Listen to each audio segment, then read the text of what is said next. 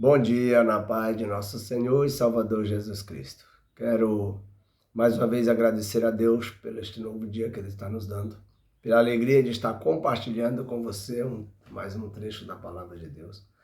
Me chamo Francisco Castro, sou pastor aqui em Itaituba, no Pará, e para mim é uma honra poder compartilhar. Quero pedir a você que já é inscrito no canal que compartilhe, que deixe o seu like, você que ainda não é inscrito, que venha assim inscrever e que assim nós possamos estar alcançando outras vidas para que possamos levar a palavra de Deus, o conhecimento e também as experiências trazidas na trajetória dessas pessoas que viveram nesse tempo bíblico. Perdão. Quero compartilhar hoje convosco a respeito de Gênesis, capítulo de número 37, que fala-nos a respeito de José, de Jacó e dos irmãos de José. Todos conhecemos a trajetória do capítulo de número 37, porém há alguns pontos aqui que eu gostaria de frisar com os irmãos. Quais são eles? Irmãos, no capítulo de número 37 do livro de Gênesis, a Bíblia nos conta que José teve sonho e esses sonhos eles vieram acarretar uma certa inveja aos seus irmãos. José sonhou com os feixes se dobrando e o dele ficando de pé, sonhou com o sol, a lua e as estrelas se dobrando e ele ficando de pé.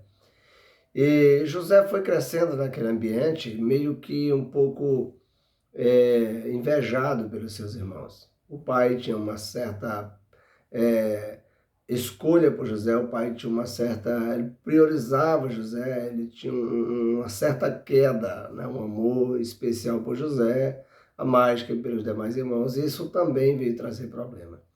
José está rapazinho, cerca de 17 anos de idade, o pai manda sempre José levar alimento para os irmãos, e o que é bem interessante é que José não pastoreava junto com os filhos de Raquel, de Léia, aliás, mas sim junto com os filhos das concubinas. E José ia trazer a notícia dos irmãos, que não eram boas, segundo a história, e os irmãos ficavam chateados, porque o pai chamava eles a atenção. Então José se tornou ali um famoso X9, né? Entregava os seus irmãos a respeito do que eles estavam fazendo. E isso gerou um desconforto tão grande, um conflito tão grande. E um dia Jacó mandou José levar alimento e água lá para os seus irmãos, levar algo para eles. E de repente eles pegaram José, lançaram a mão dele, colocaram ele numa cova. Antes citaram a José uma frase um tanto pejorativa, disse aí vem o sonhador, né? Tipo deboche.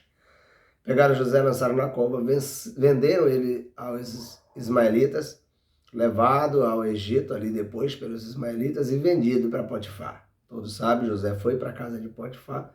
Na casa de Potifar, a esposa de Potifar tentou seduzir José, levou ele aí não só um assédio, mas ela agrediu ele, né? Ela pegou ele, tentativa de estupro no nosso tempo.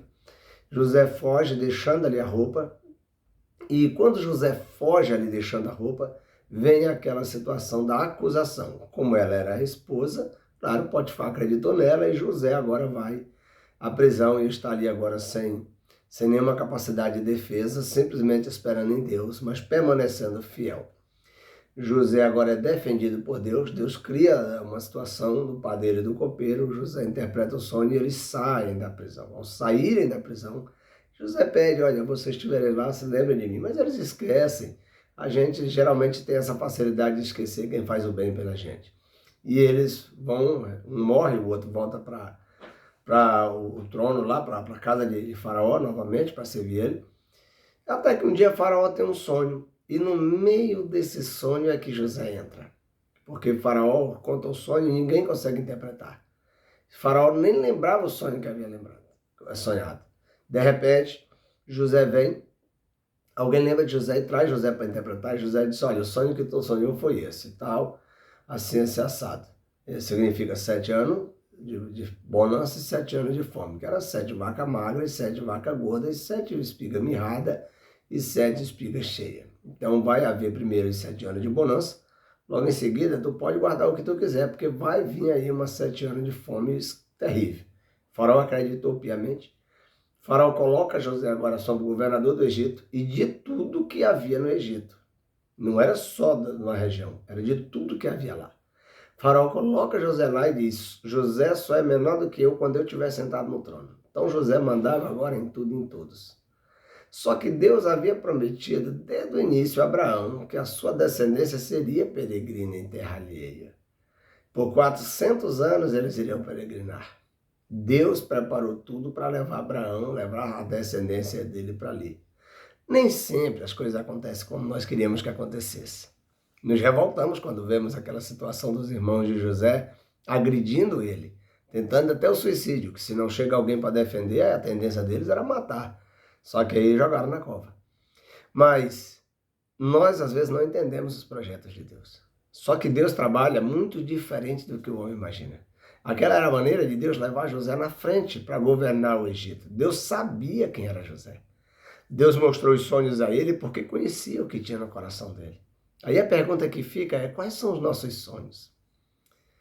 O que é que tem dentro de nós? Se Deus olhar para dentro de nós, quais são os sonhos que você hoje sonha que Deus tem te dado? Por quê? Porque muitas vezes, por pouquinha coisa assim, nós abandonamos. Às vezes, um pouquinho de que os outros fazem para nós, nós tomamos aquilo como insulto e passamos a ser inimigo daquela pessoa. Às vezes é um trabalhar de Deus. Às vezes é uma forma de Deus nos impulsionar. Tem pessoas que só crescem se saírem do ambiente. Tem pessoas que, para ele crescer, para ele alcançar um patamar, para ele chegar a um determinado objetivo, é necessário que ele saia daquele ambiente. Só que ele está tão apegado, mas ele está tão amoroso ali, que a única forma dele sair dali é uma catástrofe terrível. Foi o que aconteceu com José. José jamais ia sair, até porque era o filho amado. Era o escolhido do papai, jamais. Eles iriam perecer todos de fome. Mas Deus criou uma situação. Deus criou uma situação, mandou José na frente. Lá, José, não entendendo os propósitos e nem os projetos, José simplesmente obedece, tão obediente a ponto de Deus prosperar ele até na cadeia. Até na cadeia. A Bíblia diz que lá o carcereiro entregou tudo na mão dele, porque tudo que ele ponhava as mãos prosperava. Aí José chega no trono, e quando os irmãos chegam, era para José estar com o coração cheio de mágoa. Se fosse eu ou você, talvez tivesse. Com o coração cheio de mágoa e de rancor. E aí nós iríamos cobrar dos irmãos: olha, eu vou dar o alimento, mas vocês vão trabalhar até o couro arrancar para vocês aprenderem a respeitar. Eu não disse que Deus tinha uns projetos na minha vida? Não é assim que alguns pregadores hoje pregam? O teu inimigo vai ver Deus te exaltar, pisa na cabeça e não sei mais o que. Não é assim que alguns pregadores dizem hoje. A Bíblia não ensina isso. A Bíblia diz: Jesus ensinou assim: orai pelos que vos perseguem, amai os que vos odeiam e bendizei os que vos maldizem. Isso Jesus ensinou. Paulo diz: o amor, primeiro o próprio Jesus, no Evangelho de João. Esse que eu citei é Mateus. Agora o Evangelho de João, Jesus disse: vocês só são meus discípulos se vos amarem como eu vos amei. Quem ama, perdoa independente do que a pessoa esteja feito. No dia que se encontraram com José, eu acho interessante isso. Quando José se deu a conhecer, primeiro ele ouviu, aí ele perguntou: como vai vosso pai? E saiu para chorar. Saiu para chorar. Quando ele voltou, ele se lançou ao pescoço dos seus irmãos e chorou muitíssimo, diz a Bíblia, sobre eles. E perguntou: e o vosso irmão mais novo, que era Benjamim? Olha, irmãos, Deus, ele sabe a forma de agir. Às vezes está doendo agora. Às vezes o que está acontecendo com você está doendo agora. Talvez agora você esteja machucado. Talvez agora você não esteja entendendo o propósito. Mas lembre-se, se você tem um sonho, se Deus te deu um sonho, isso vai servir para a edificação do teu sonho. Lá na frente você vai precisar dessa experiência para que você possa estar crescendo espiritualmente e também diante da sociedade. Um abraço a todos, a paz do Senhor Jesus, que Deus continue nos abençoando.